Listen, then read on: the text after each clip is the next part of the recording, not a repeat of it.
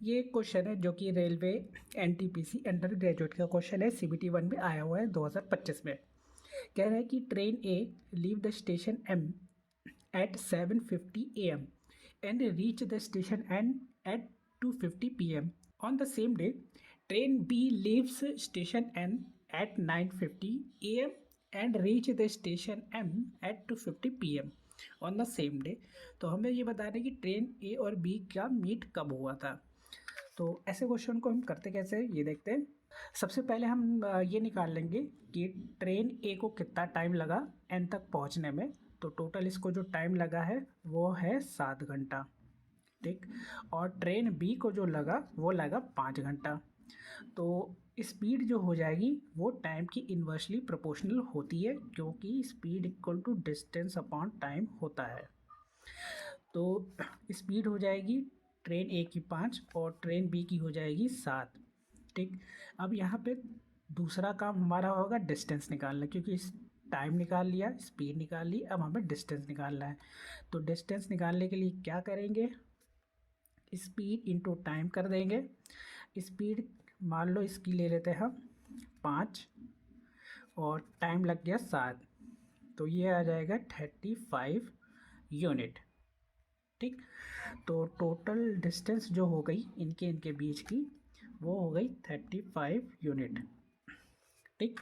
अब इसके बाद हम क्या करेंगे, तो नेक्स्ट हम क्या देखेंगे, ये चली है ट्रेन भी 9:50 पे और ट्रेन एम जो चली है वो 7:50 पे चली है। तो यानी हम इसको ले जाएंगे 9:50 तक, क्योंकि तब तक ये चली ही नहीं है। तो हमारा अगला फाइंड करना होगा, जो ट्रेन ए है 7:50 से लेकर 9:50 तक कितनी दूरी चल चुकी है, यानी डिस्टेंस हमें बतानी है। तो डिस्टेंस हम निकालेंगे, कितना चल चुकी है 7:50 से 9:50 यानी 2 घंटा।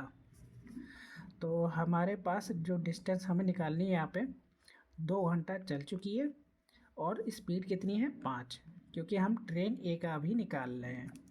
तो ये हो जाएगा 10। तो ट्रेन ए 10 यूनिट चल चुकी है, यहाँ से 10 यूनिट चल चुकी है। तो अब ये कितना बचा, अब ये बची हमारी 25 यूनिट। तो बस हमारा यही लास्ट है। तो डिस्टेंस हमारे पास आ गई है 25 यूनिट है, जो मीट का भी निकालना है, ठीक है। और टाइम हमारे पास क्या हो जाएगा, टाइम हमारे पास ये टोटल हो जाएगा जो हमारे पास ये है 7 और 5, ये हो जाएगा 12, ठीक। तो हमारे पास जो फॉर्मूला होता है मीटिंग ऑफ टाइम बताना है, यानी टाइम बताना है हमें सीधा, डिस्टेंस अपॉन स्पीड। डिस्टेंस जो बची हुई है ये वाली, तो ये हो जाएगी 25। स्पीड हो जाएगा हमारा ये 7 और 5, इन दोनों को ऐड कर लेंगे तो ये हो जाएगा हमारा 12। ये आगे आवर में, ठीक। हमें अब निकालना है इसको मिनट में। तो हम क्या करेंगे, इसको मल्टीप्लाई कर देंगे 25/12 गुणे 60। तो ये हो जाएगा हमारा, ये 2 से कट जाएगा, ये आ जाएगा हमारा तो 2 से ये कट जाएगा, ये हो जाएगा 5। तो ये हो जाएगा हमारा 125 मिनट।